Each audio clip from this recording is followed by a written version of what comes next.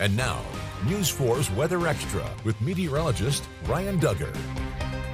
Welcome to Weather Extra. As fast as the crowds came out for the Mardi Gras parade on Saturday, now the streets are deserted, and I went out into downtown today to kind of look at the beads that were left over, also some of the decorations, and I gotta say, just before that, I love the chalk of the person in there. I'm really sure where that was from, but it did make me laugh as I was walking around. So this is the Mardi Gras aftermath. I needed the full weekend to kind of recuperate from the celebrations, and I'm joined here with Bayla Walker, and I heard you had a really good time watching that too. Hey Ryan, I did. I know we were just talking about it earlier. We always love when Dothan puts on events like this to really get everybody to come out and have fun, and the weather was perfect. You know, it was sunny skies, everybody was feeling good, they were looking good. It was a wonderful day for It was a wonderful day. Like you said, the temperatures were perfect. I couldn't agree more. I'm glad we had the opportunity to go out there, and for my first time now, I can say that I've been to the Mardi Gras parade, so I'm not missing out anymore. I'm not missing out. But I like what you said about the warmth that we've had, and just into Sunday, we had some of those cooler temperatures come back, and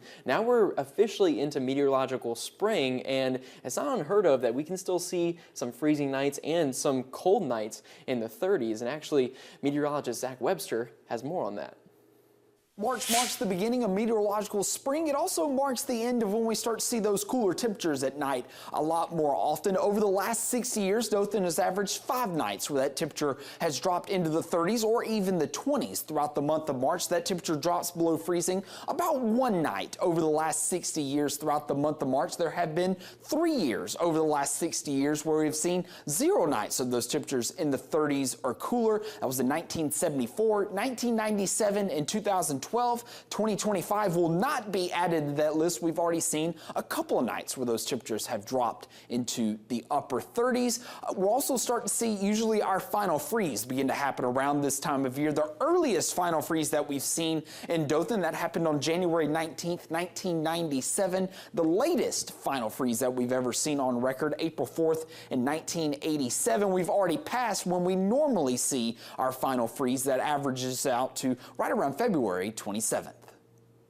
And I will say the most interesting thing about that last freeze that happened on April 4th, that was actually snow that rolled into North Alabama in April. And I mean, it was a few inches, and that let that cold come down here. So it is possible to have events like that happen. So as much as we enjoyed the warmth, don't discount that cold just yet. And I know we actually have the temperatures right up here. This is a view of Canada kind of leading into the Arctic. And of course, we've been looking at this all winter long, looking more for that turquoise color, that Arctic air, but now I'm seeing more of those reds, and this is likely temperatures more in the 20s and the teens. And farther off to the south, we've been seeing a little bit more of that warmth mixed in with the cool temperatures, and now we see to the west more of that warmth making its way into Texas. This is actually what's fueling that line of showers and thunderstorms we'll see into tomorrow. For us, a little bit cooler, 51 for Dothan, and more of those 50s for parts of Alabama and Georgia. But over the next couple days, we'll see that warmth really bounces back,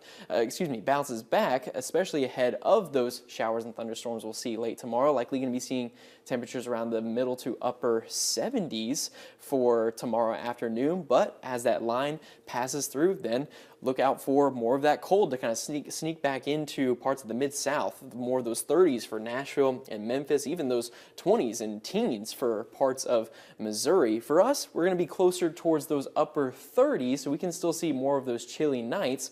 But then later on this week, we see those temperatures kind of bounce back a little bit, likely around Saturday. Temperatures back in the middle 70s as we're watching for another rain chance, and then after that moves through, then a little bit more of that cooler air. So right now, spring, as we get into it, it's a little bit more of that transitioning time of where you really have to share the warmth with the cold as it gets more used to that warmth really settling in, and more of the summer. So, Bayla, are you more of a fan of the cold, or are you ready for more of this warmth to come in? I was a fan of a cold when it was snowing, but I mean, that's passed away. Yeah. We had that. I'm ready for summertime. I'm ready for spring. I'm ready for it to get a little bit warmer. So I was a little off put by the colder temperatures, and even tonight, it's been a little chilly. So I'm just ready for it to kind of stay the same. Yeah, and going outside, I mean, 40s are a lot better than 30s and 20s that we saw For in sure. January, but I'm still just, I'm done with the cold. I want more of those nights. I can't wait until it's humid and we have more of those temperatures in the 60s and those afternoons in the 90s. I know a lot of those, or a lot of the time, they're unbearable, but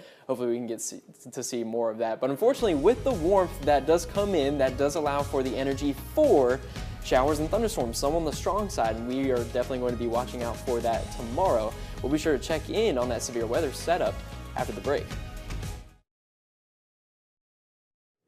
Welcome back to Weather Extra. Now we're getting closer to those showers and thunderstorms that we've been tracking since last week, and we declared a first alert weather night. So the best thing is to be aware of this as it's making its way towards our area. And actually, we're already seeing a line of showers and thunderstorms starting to develop in parts of Oklahoma, stretching into Texas and Kansas. That will continue expanding throughout the night into tomorrow and spreading through the southeast. And as it makes its way into Alabama, it's going to be more of a defined line of those showers and thunderstorms. And some of those storms are going to be packing a little bit of energy, especially as this moves pretty fast. It's going to be packing some winds as well. So let's take a look at the dynamics that we have set up. The low-level jet, this allows for those winds and the speed of these storms, and you can see it's very defined here with all those reds. Now, in terms of energy, that convective energy you need for these storms to continue building, a little bit lacking, more along the coastline where more of that warmth has been filtered in.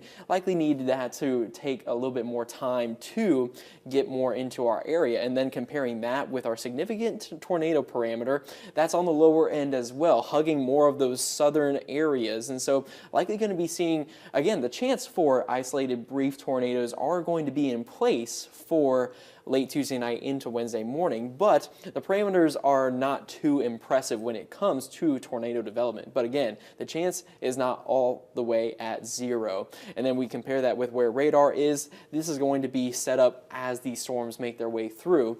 And we definitely have the dynamics for that as well. And taking a look at where we could see wind gusts that morning, this is definitely something that's kind of eye-opening with that low-level jet stream that we do have. Could likely see widespread wind gusts around 40 miles per hour throughout. And then within those storms of that line, you could see 50 to 60 mile per hour wind gusts or even more than that. So that's something to watch out for. So the best advice is to definitely have a way to hear warnings, especially if you're planning on being asleep at the time that those storms are passing. Have a safety kit and just review the severe weather plan that you have, Bayla. Yeah, no, I agree with everything that you're saying. Make sure that you're watching their Facebook pages, watch the news, because you guys always give alerts when needed. Yeah, so this is the time. If you don't watch news, your family doesn't watch weather, this is the time to do it. Yeah, exactly. And of course, we'll be sure to continue updating you with the progress of this line as we get into tomorrow. And David and I will be back tomorrow with even more Weather Extra. We'll see you then.